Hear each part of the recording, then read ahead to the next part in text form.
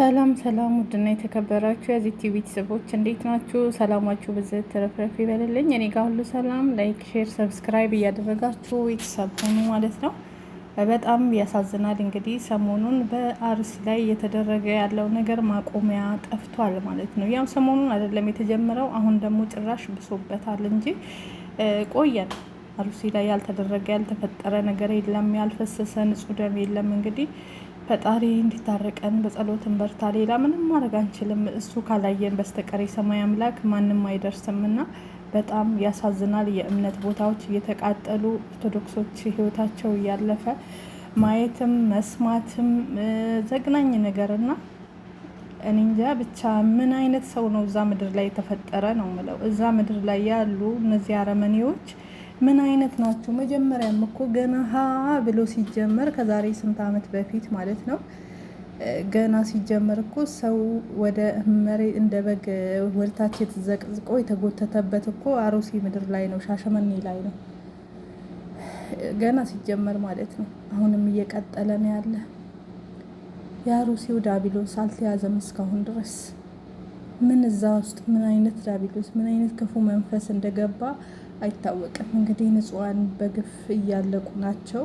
እስከነዚህም ዝርዝራቸው ምን መረጃ ወጥቷል። በጣም ያሳዝናል። በጣም ልብ ይሰብራል። ግን እስከ መቼ ነው?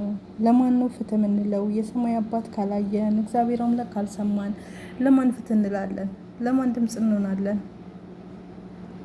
ህዝብ አለቀሰ፣ አነባ፣ ግን ምንም ነገር ለውጥ የለም። እባካችሁ ሁላችንም እስኪ ፍትህ እንበል። አንድ ደግሞ እኔ የምላችሁ ነገር በአሩሲ ምድር ላይ ዘመዶቻችሁን ያላችሁ ካላችሁ ወደ ሌላ ቦታ አውጡ እባካችሁ። በስደትም ያላችሁ የእውነት በጣም ነው የሚያሳዝን። እመቤቴን በጣም ያስለቅሳል፣ በጣም ያሳዝናል። እኔ እንጃ ጫካ ሊበላው ነው እንዴ ሰው? ከዛ ውስጥ ሰው እኮ አለቀ እኮ በዛ ምድር ላይ ከእለት እለት እንደምታዩት ቤተክርስቲያን የቅዱስ ገብርኤል ቤተክርስቲያን ልም ብሎ ተቃጥሏል። ምንም ነገር የለም።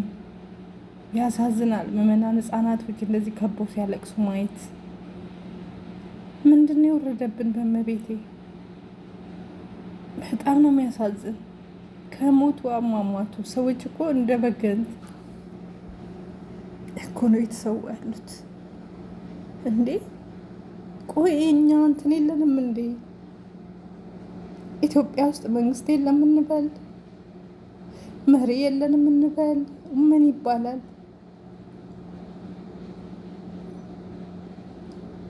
አረ ምንድነው ጉዱ?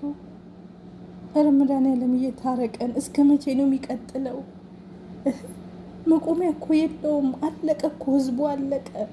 ቤተ እምነት እየተቃጠለ ህዝብ እያለቀ በአሰቃቂ ሁኔታ። እሺ ለማን ይጮሃል? ለማን ነው አቤት የሚባለው? ለማን ነው የሚነገረው? እስከ መቼ ነው ይሄ ነገርስ የሚቀጥለው? ስንት ዓመት ሆነው ይሄ ነገር እኮ ቆየ እኮ 5-6 ዓመት ሆነው እኮ እንደዚህ አይነት ነገር ከተጀመረ። ሀይ የሚለው ግን ጠፍቷል። ኧረ ምን አይነት ምድር ናት? ምን የተረገመች ምድር ናት? ምን አይነት ክፉ መንፈስ ነው እዛ ቦታ ላይ ያለው? ወይኔም የኢትዮጵያ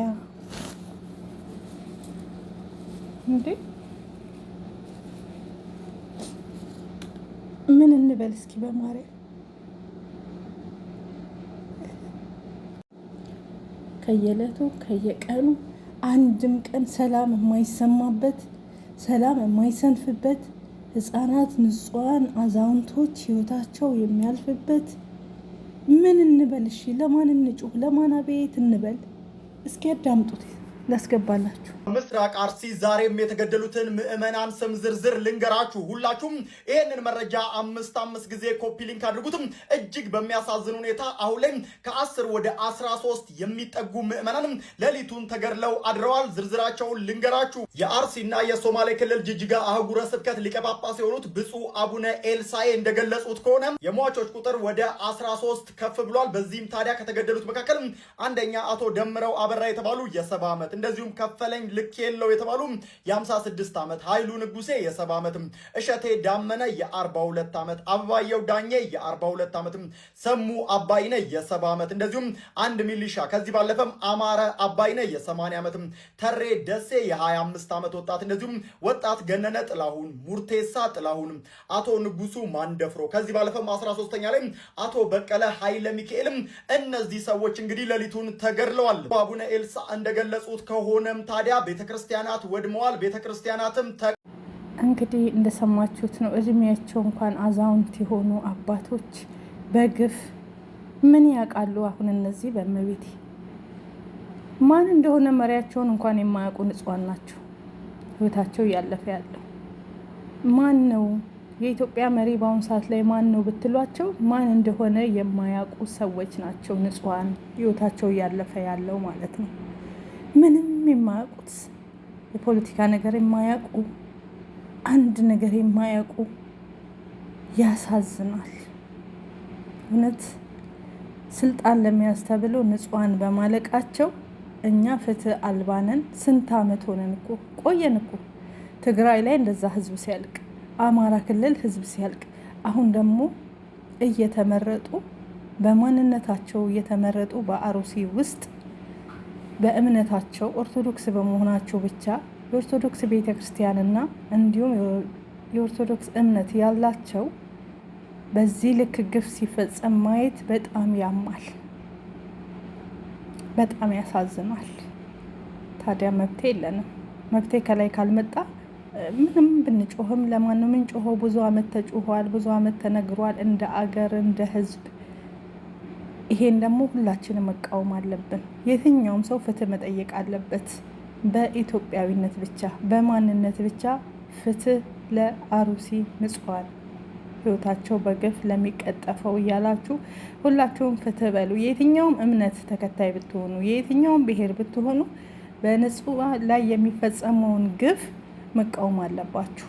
ሰው ከሆናችሁ ኢትዮጵያዊ ከሆናችሁ። ምክንያቱም ይሄ የአውሬ ተግባር እንጂ የሰው ተግባር አይደለም እየተሰራ ያለው። ሰው የሆነ ማሰብ የሚችል ኢትዮጵያዊ የሆነ ሰው እንደዚህ በግፍ ንጹሃንን ህይወት አይቀጥፍም። በምድር ላይ ቢኖሩ የእናንተን አይበሉ፣ የእናንተን አይጠጡ፣ የእናንተ ቤት አይደለም የሚኖሩት እንዴ? ሰው የሰው ልጅ ህይወት መቅጠፍ ምንድነው ትርጉሙ? ነው እኔ ያልገባኝ ነገር። እነዚህን ሰዎች እናንተ አትጦሯቸው። የ70 ዓመትና የ80 ዓመት አዛውንቶችን አትጦሯቸው፣ አታለብሷቸው፣ አታበሏቸው። ህይወታቸውን መንጠቅ ምን አስፈለገ? አላጣበቡባችሁ ምድርን? ምናችሁ ተነካና ነው? ንጹሃንን ኃጢአት እየገባችሁ ነው። እወቁት። የትኛውም እምነት ቢሆን የሰውን ህይወት አጥፋ የሚል የለም። ስለዚህ መማር አለባችሁ። እባካችሁ ከስተታችሁ ተማሩ። እባካችሁ ይቁምልን። ይሄ ጦርነት ይብቃ፣ ሰላም ይስፈንልን። ሁላችሁም በየሃይማኖታችሁ ጸልዩ። በቃ አሁን ጸሎት እንጂ ሌላ ነገር ምንም አንችልም። ፍትህ አንልም። የሚደርስ አካል የለም። ድምፅ የሚሰማን የለም። የሰማይ አምላክ ካልሰማ በስተቀር አሩሲ ላሉ ንጹሃን ሌላ ማንም አይሰማም። ግን ሁላችሁም ፍትህ በሉ፣ ፍትህ በሉ። ይሄ ሁሉ ህዝብ በጅምላ እየተጨፈጨፈ በአንድነት እየተጨፈጨፈ ቤተ ክርስቲያን እየተቃጠለ ማየት ያማል፣ በጣም ያማል። ለሞቱት ቤተሰብ ነፍስ ይማር፣ ለቤተሰብ መጽናናትን ያድልልን። የሞቱትን ነፍስ ይማር እግዚአብሔር አምላክ። ሌላ ምንም አንልም። ነፍሳችሁ በአጸደ ገነት ትረፍ። በግፍ ስለሆነ ህይወታችሁ ያለፈው እግዚአብሔር አምላክ በሰማይ ቤት ደግሞ እሱ ይቀበላችሁ። በጣም ነው የሚያሙ። ግን በዛ ክልል ዘመድ ያላችሁ እባካችሁ ዘመዶቻችሁን አውጡ። መቼም ቢሆን እዛ ቦታ ላይ አይረጋጋም። ከእለት እለት የምንሰማው አስደንጋጭ ነገርና አስፈሪ ነገር ስለሆነ እባካችሁ እዛ አካባቢ ቤተሰብ ያላችሁ ቤተሰባችሁን ከዛ አውጡ። በቃ ከዛ አካባቢ አውጡ፣ ይኑሩበት። የአውሬ መፈንጫ ይሁን። ሰላም የምትፈልጉ ሰዎች ውጡ፣ ወደ ሌላ ክልል ሂዱ። እንዴ ስንት ሰላም ያለበት ሀገር አለ። ምን ጉድ ነው እዛ ውስጥ ያለው? እግዚኦ መሐረነ ክርስቶስ። ኧረ ጸሎት እናድርግ። ያሳዝናል። የሰው አውሬ ሰውን ሲበላ እንዴ! በጣም እኮ ነው የሚያመው። ለማን ነው አቤት የሚባለው ነው? እኔ የምለው ታጣቂ የለም ወይ እዛ ስፍር? የመንግስት አካል የለም ወይ እዛ ቦታ ላይ? የለም፣ ህግ የለም። በጣም ያሳዝናል። ለማን ይጮሃል? ዝም ነው፣ ዝም እንላለን በቃ።